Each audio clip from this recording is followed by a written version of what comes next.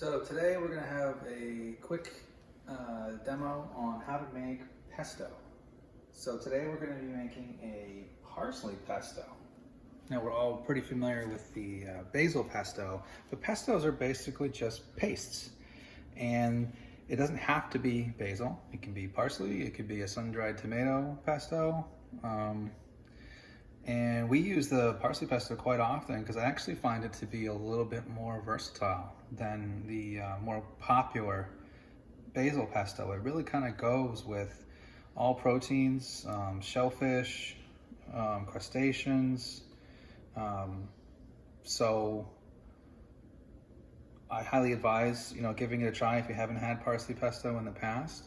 And, it's not too expensive to make either. And of course, any fresh pesto you make yourself at home is gonna blow away anything that you buy pre-made in the store. You're just gonna get a level of aroma and freshness that really can't be beat. So we had 2 bunches of parsley, and while they're still nice and green, they were starting to wilt a little tiny bit. So this is a really good way to use them up. Pesto will last in the fridge, covered for a pretty long time. You can even go ahead and freeze it. You could take it to another level and freeze them in ice cube trays and have little pesto ice cubes and just take out 1 cube at a time when you're ready to have it, right? So basically, it just involves now we've gone ahead and washed this, taking our parsley. We have some of the stems on there. I don't have like the really thick parts. This blender we have, it's not the greatest blender, I won't lie. So we're gonna go ahead and put all that in there, all right? I've gone ahead and taken about a half a cup of walnuts, okay? Yes, pine nuts are the ones we more commonly see in pesto. You can also do this completely without nuts, especially if you have a nut allergy. So when I use this at school, I always make it without nuts so that we don't have to worry about anybody who has a nut allergy coming into contact or being at a table with it.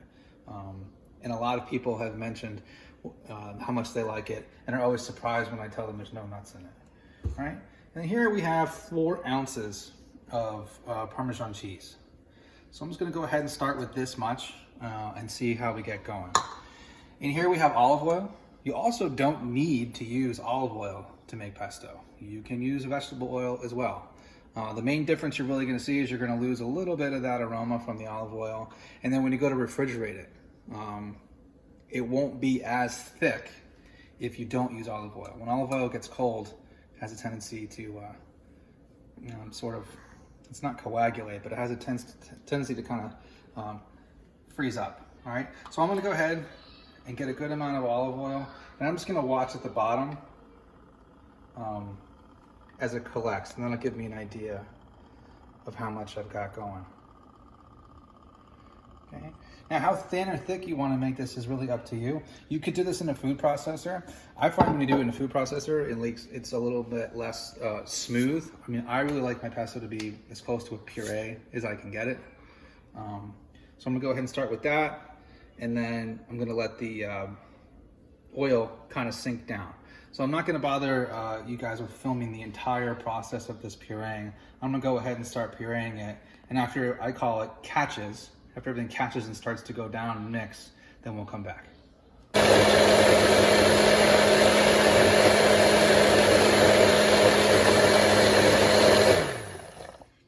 Okay, so as you can see, everything's come together and we have a nice, smooth, pretty smooth pesto here. I did forget to mention earlier that per bunch of fresh herbs like that, usually put in 1 clove of fresh garlic. If it's a really big clove, maybe trim a little bit off, as it does have a tendency to be have a little bit of heat to it. Okay, so then at this point, I'm gonna take some salt. I'm gonna say that's like a teaspoon and a half, and then maybe a half a teaspoon of black pepper. Okay, and like I said, you can keep adding oil to this and make it thinner, depending on what you wanted to do. Maybe if you were trying to make more of a dressing for, say, a pesto pasta salad, and you were trying to coat the pasta a little bit more and add a little bit more moisture, then you might want something a little bit thinner. And like I said, you can do this in a food processor. It's completely up to you. You know, I was thinking too, while we're waiting for it to puree, another example is my wife has been getting the farm boxes, you know, during the self-isolation, and we've been getting a lot of kale, and we've been making kale pesto. And I gotta tell you, I was really blown away. I haven't had that before, and it was fantastic. So there's a thought for another type of pesto for you. All right, so I'm gonna go ahead, turn the motor back on, incorporate the salt and pepper into that. Just remember when you're tasting it, the friction from the blender is gonna heat this up. It's warm. So maybe on a taste, you go, ugh, it doesn't taste like what I expected. It would be the same as if you were using basil too. Chances are you're probably gonna use this after it's been refrigerated, and it will take on a different dynamic, certainly. So don't be concerned that if you taste it and it's warm all by itself with no other food going on there, that something tastes different to you. That would be pretty normal. So like I said, I'm gonna turn this on, I'm gonna bring in the salt and pepper, I'm gonna taste it. If I like the salt, we're gonna call it a day. If I need to add more, you add more. Just remember, anytime you put something in, you can't take it out, but you can always add more. So just taste in between additions of any seasoning, anytime you're cooking anything. And there you have it, parsley pesto. So thanks for watching, and we'll see you again.